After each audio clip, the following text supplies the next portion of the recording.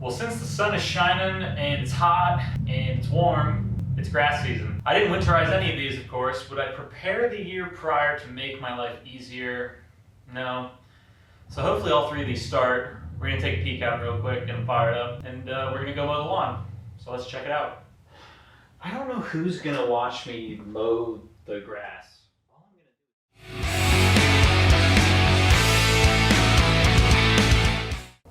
So the first thing a guy's gonna wanna do is make sure that you didn't clean it off the year before, so it's filthy and makes your job a lot harder. Do we have any Go Juice? Yeah, there's a splash. It's gonna need more. Next, probably check on the oil, see how we're looking. We are not full. That means we're gonna run it. Perfect. Let's take a peek at the airbox here, see how she's looking. Looks like we got a little bit of oil, I'm assuming some blow-by, and a pretty dirty filter. I don't have a new one of these, so what we're gonna do is just bang this out on the floor. Make sure you smack this around right near the intake for your carburetor. That way all of the dust and dirt just flies right in there. Look at you. Did you come crawling out of here? I hope not. Gross. Why won't you die? All right, so I'm gonna pop this back on for a minute. I'm assuming we're gonna be fine, and I'm assuming it's gonna fire up. Let's put a couple drops of fuel in this thing. If we have to tear into this farther, we'll check on it. Just wanna make sure nothing looks completely out of the ordinary. We'll add a couple drops of fuel, a couple drops of oil. Fuel, oil.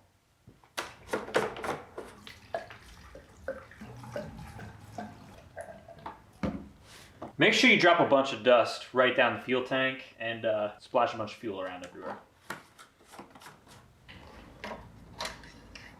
Couple drops of oil, top this guy off.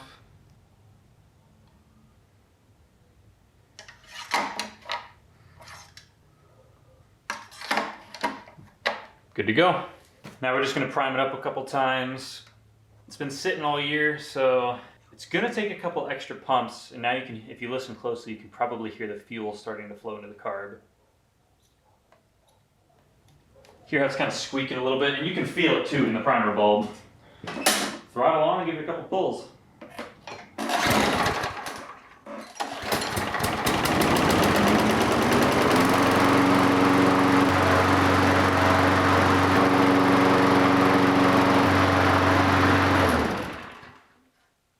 So we got really lucky with the lawnmower over there. No ether, no problems. Topped it off with some oil, put some gas in it, and it fired right up. This is a 4-stroke weed eater. We're kind of gonna do the same thing. We're just gonna take a peek, make sure it's got some fuel, check the oil, pump the primer bulb until we feel some fuel flowing into the carb.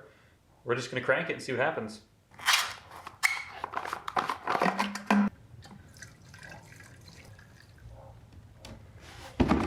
Ideally, you probably want to overflow this until your entire garage smells like gas.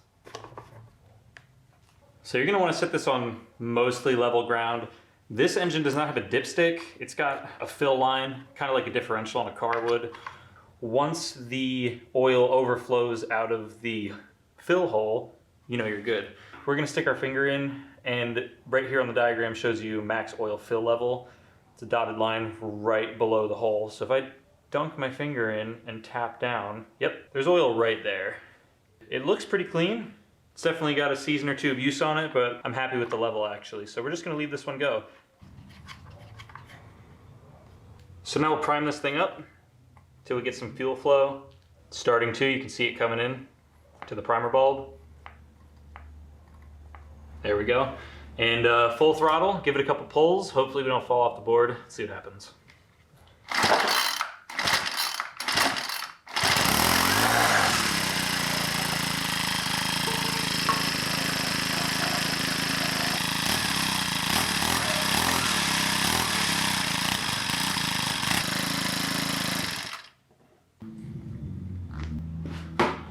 Well, we're 2 for 2 so far. This thing starts so easy every season. These are both pretty new. The mower's used, I don't even know where it came from. But I bought these two new a few years back, and they've never really given me a hard time. So we don't have too many great examples of what can go wrong. Usually it's just gonna be a clogged up carburetor. So generally what you can do, pop the air filters off, just load it up with some carb cleaner, get all the junk out. Worst case scenario, you're gonna have to take the carb off. Sometimes the needle and seat can get stuck, or your floats will get stuck, and you either be flooding or not getting enough fuel. Let's move on to this, and I already know it's gonna fire right up. So my blower here is actually the only 2-stroke I've got. So I have a separate gas can for this. It's a mix. Check with whatever machine you have. Make sure you have pre-mix set aside. We're gonna top this off. We're just gonna prime this one again, set the choke, and I'm very confident this one's gonna fire right up. So let's get on it. Man, I really just hate these safety cans. Yep, so make sure you do that. So we're gonna set our choke to start. We're gonna make sure we have a pile of oil and fuel on the ground so we can light ourselves on fire. Great. Same thing as last time, primer bulb. Now this one's actually already got fuel in it, and I have to lie, I did run this during the winter time to blow the garage out, so this is gonna fire up perfect.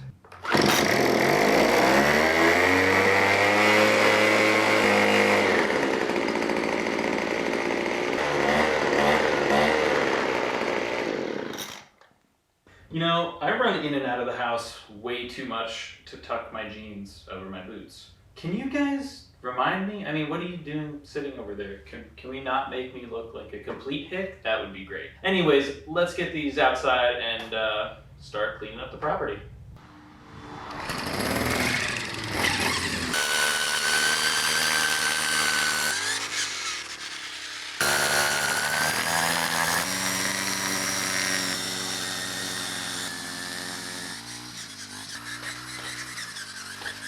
So another great piece of advice is to make sure that you get everything fired up and you have no trimmer line left. I'm just gonna waste this piece and we're gonna cut some new line. Get this tossed in here. Fresh batch of trimmer cord. Let's get this installed. So all you gotta do is pop the cover out like so, and you should have a reel. Now this reel has 2 feed lanes, so one's gonna get wound to come out this hole and the other slot's gonna get wound to come out that hole. So I'm gonna start by measuring out a piece of line.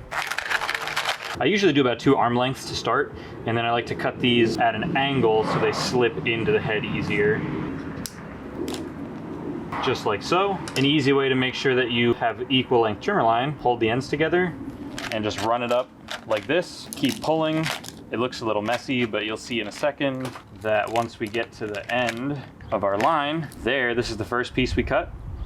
This is part of the reel, so we're just gonna slice right here, and then we have 2 equal length trimmer lines. That way we don't run out of one side before the other.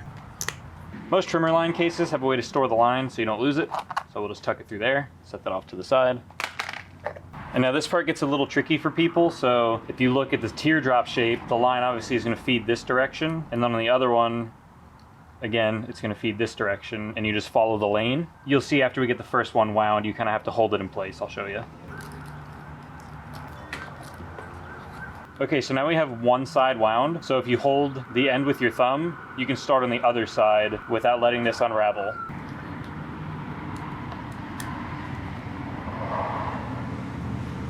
Okay, so now you've reached this stage where we have 2 pieces of trimmer line. If I let go of either of these ends, it's gonna unspool and make a mess. So it's a little bit tricky. What you kinda wanna do is be able to hold both ends with one hand. So I got a thumb here, and I'll use my, middle finger on the backside. And every spool is a little bit different, so just keep that in mind. But what we want to do is start feeding these lines through each of their eyelets, and then we'll place this into the cover. So it's a little tricky, takes some trial and error.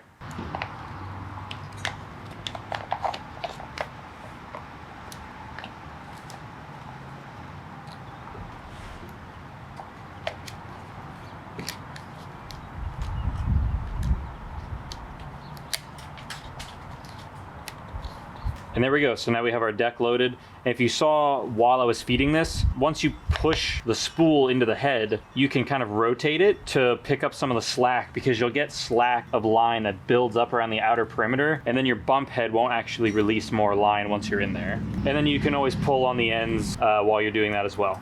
So now we're just gonna pop this back in, and we should be ready to go. Hey guys, just wanted to give you a heads up. The rest of the video is just a combination of some regular shots and some time lapses.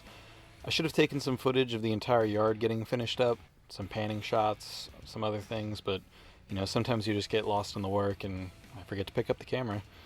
So you'll see me using my lawn equipment throughout the rest of the video here. Everything worked great and I really had no issues. I enjoy doing yard work and yard maintenance a lot whenever I can find the time to actually get this stuff done.